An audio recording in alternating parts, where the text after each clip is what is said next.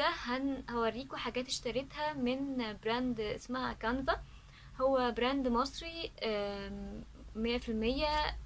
فقلت اجربه، وكمان لقيت كذا حد من صحابي والناس اللي حواليا، يا جماعه حد جرب كانفا قبل كده، كنت عايزه اشتري منهم حاجات، فحد كلهم قالوا لي لا. فقلت طب خلاص، انا كان في كذا حاجه عجباني، وقلت خلاص انا هجيب يعني الحاجه، وان شاء الله الحاجه تطلع حلوه. وكمان هما كانوا عاملين سيل، فقلت يلا بقى، يعني هي دي الفرصه، لان كل شويه حاجاتهم تطلع لي سبونسرد، فقلت لا خلاص يبقى انا ده القدر عايز اشتري حاجات منهم.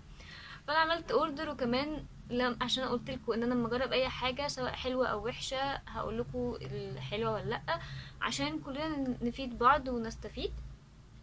بس كده، فهوريكم الحاجات اللي انا جبتها. اول حاجه جبتها هي الشنطه، هي شنطه هافان. هقول لكم هوريكم الاول، وبعد كده كل حاجه بالتفصيل بعد كده. تاني حاجة، وبما ان احنا داخلين على الصيف، فجبت صندل. وانا في الصيف ما بحبش البس غير حاجات مفتوحة، عشان حاجات حلوة عشان بيبقى فيه هوا يعني، والدنيا بتبقى حلوة والجو بيبقى حر يعني.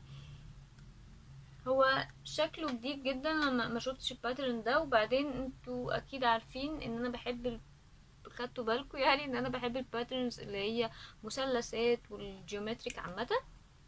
مقاسه 37. و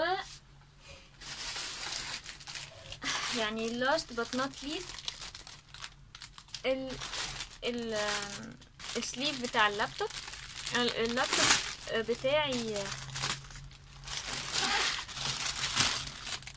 اللابتوب بتاعي مقاسه 15.5 انش، فعشان كده هي كبيرة شوية، بس هو شكله حلو جدا. وكمان معاه اليد بتاعته. بس كده دول الحاجات هقيسهم بقى، يلا بينا. الشنطة دي جلد، الحتة اللي فوق دي قماش، وزي ما انتوا شايفين ان هي الوانها ابيض في في في بني.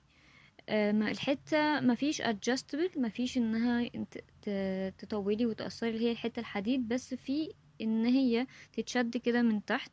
هي دي الادجستبل، والحقيقة دي احلى من الحديد، عشان الحديد ساعات كتير بيضايق لما تبقى الشنطة تقيلة او مليانة، بتضايق اوي في الكتف. فدي فكرة حلوة جدا، واعتقد انها ممكن تتربط كمان من تحت، وغير انها تتشد. وفيها كمان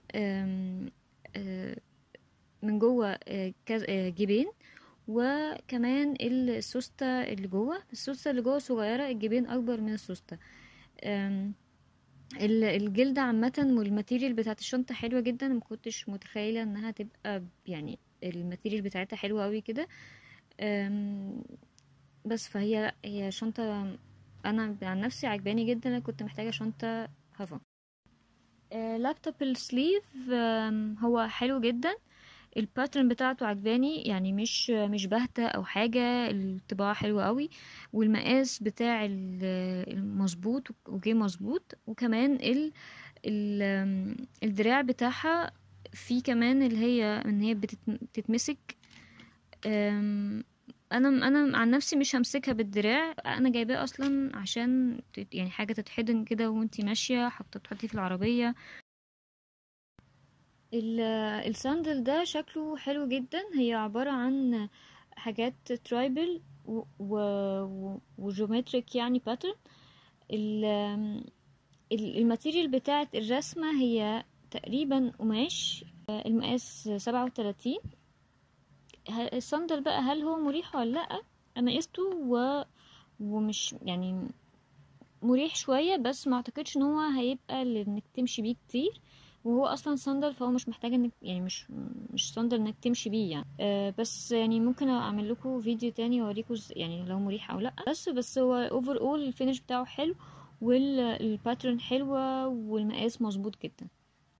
يا رب يكون الفيديو عجبكم وكان مفيد، ولو كان حد عايز يجرب كانفا يعني يا ريت يجربها، يعني الحاجات حلوه فعلا وبيعملوا حاجات كتير جدا. هحط لكم برضو الويب سايت بتاعهم في الديسكريبشن بوكس، وكمان عشان تبقوا عارفين هم ما يعرفوش اصلا هعمل الفيديو ده ولا اي حاجه، ده رايي الشخصي، محدش دفع لي فلوس عشان اقول اي حاجه. بس كده، ويا رب الفيديو يكون عجبكم. لو في اي براند تانية عايزيني اعملها لكم يا ريت تكتبوا لي تحت في الكومنت سيكشن. باي باي.